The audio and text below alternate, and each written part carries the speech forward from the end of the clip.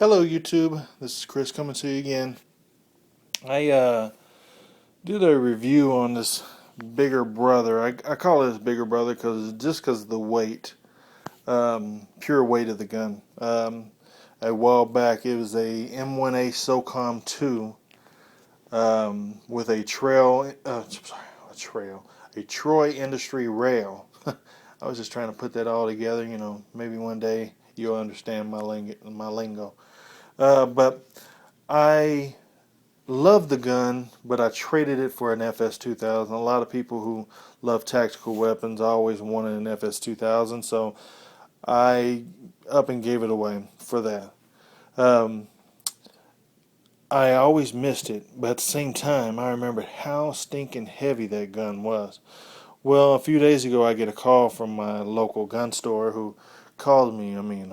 Sometimes with guns I love, sometimes with guns I could care less about. But they said, "Hey Chris, we got a 308, a nice little 308 up there at the shop." I said, "Well, what is it?" And he said, "A M1A Socom 2 with a Voltor stock." I said, "Whoa, I want it." Because remember I missed my Troy Industry Rail one, even though it was stinking heavy. So I go up there and I almost buy it straight out, but I was like, you know what, I'll just put $500 down on it. Well, while I'm up there, they have a Socom 16, and that's what this one is, Socom 16. But it wasn't this gun. But while I'm up there, I'm like, let me try the Socom 16 out, and they have the one with the Socom 2 with the Voltor stock on there, and I go on my phone. I immediately look up the Voltor stock, and the Voltor stocks go for about $400. You can find them, on Gun Broker for like $350 or whatnot, and maybe even cheaper. But either way it goes, the SOCOM 16 I've read online. I might be wrong, and you guys know better than I do, so please forgive my ignorance. What I've read is that the SOCOM 16 is the more sought after of the SOCOM 2 and the SOCOM 16. They say basically what I've read is that they're the exact same gun basically, except for the weight is a lot easier to handle on the SOCOM 16.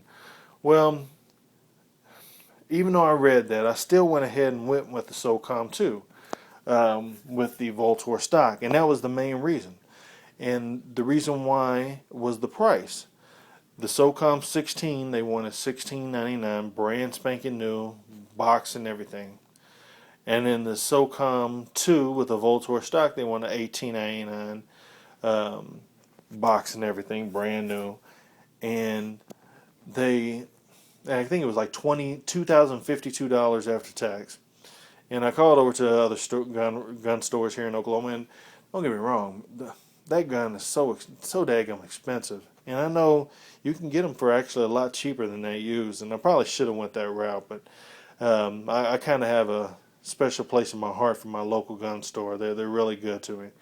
But basically, I went ahead and picked it up. I said, because the other gun store over here, they had the same gun, but it was actually $2,049 plus tax, and so I'm basically getting it for the same price minus the tax, which is but actually it was about $200. Yeah, I think it was like $230 or $250 because it was 2050. I want to say 2052 or $2,051.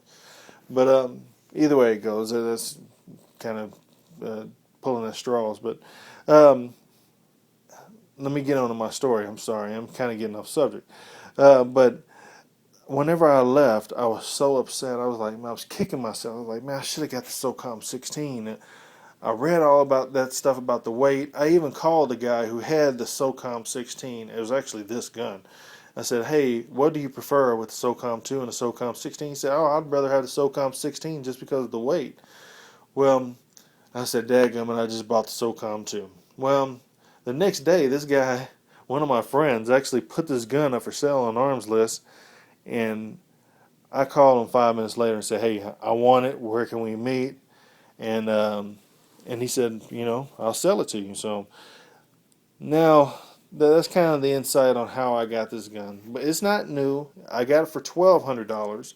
So it all worked out in the end. I might, in fact, just consign that that gun I have some money down on and just let them sell it for what I owe on it.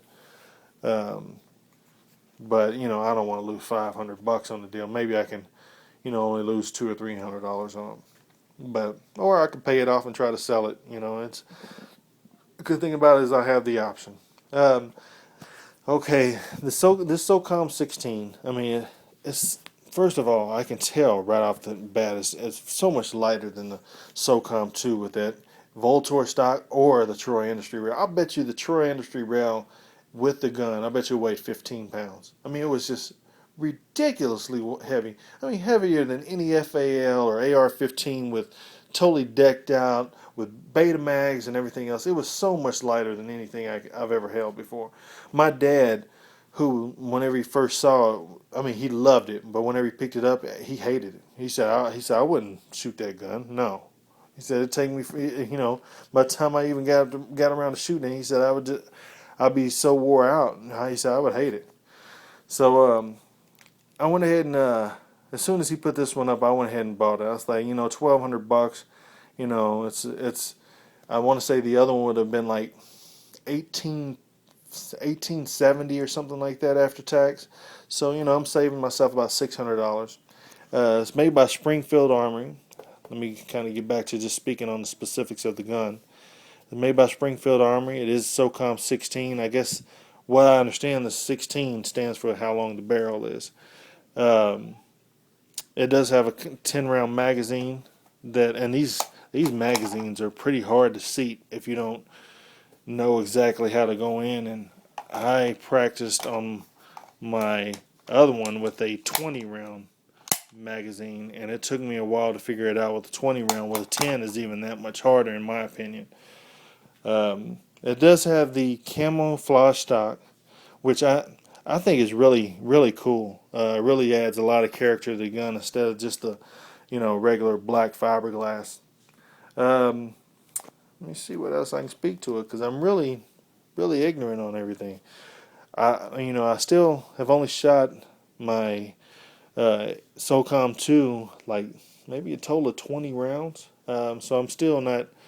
I mean, I did notice that it shot great. I mean, I was literally putting 2-inch groupings, from about 50 yards with open sights. But that's pretty good for me. I mean, some of you other guys are out there crack shots, but those are pretty good for me. I mean, I'm sure I'll get better the more I practice on it. But I do need to get a bore sight laser. I accidentally started messing around with this rear sight and windage adjustments and height adjustments, and now I think I got it out of zero. So I don't know if you just go all the way down to the bottom and all the way over if it zeroes it out. But I'm going to get a bore sight and kind of look down through it and see if I can kind of sight it back in for myself, and we'll figure that out whenever time comes. But let me know what you guys think. Oh yeah, I also I had these shells out earlier. I was doing a comparison. This is the FN57, which is the little brother to basically the M16 or the M4 round, which is the 223-556.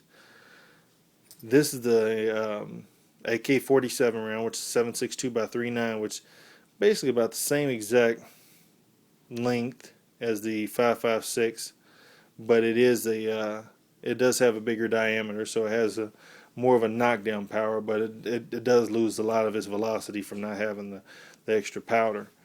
Hold on 1 second. I accidentally dropped it. I'm sorry, guys. I'm doing this on my iPhone, so I am shaking a little bit, and I apologize. And this is the 7.62 NATO, which, man, I know it's not as big as like these 300 Win Mags or whatnot, but it is a heck of a size shell compared to those other ones. So no wonder why it can reach out and touch somebody at up to 1,000 yards if you have the right gun. I did hear that these Socoms are only accurate up to about 300 to 600 yards. You're touching the best they can do really about 300 yards, and if you're a crack shot, you can do about 600 yards. So that probably means I'm good up to about 150 yards. Let me see. I'm trying to think if there's anything else I can really speak on the gun. I did hear the super match and some of the other guns, M1As, that they can actually reach out and touch people up to 1,000 yards. In fact, I wish I knew the video. There was two guys, and they had probably about a 6 foot target, about a human-sized target, and they had it out about 1,000 yards. And they showed a video. I mean, showed a camera from their angle and a camera from the one up on the target, and they would shoot it, and I mean, literally like a second later, it would hit the target, and I was like, and literally, I think they went like 20 for 20 after they sighted in their scopes.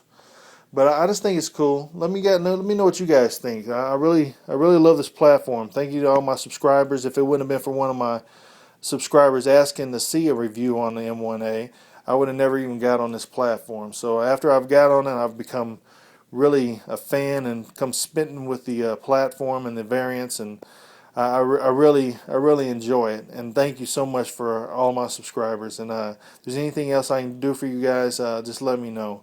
You have a good day and God bless. Bye bye.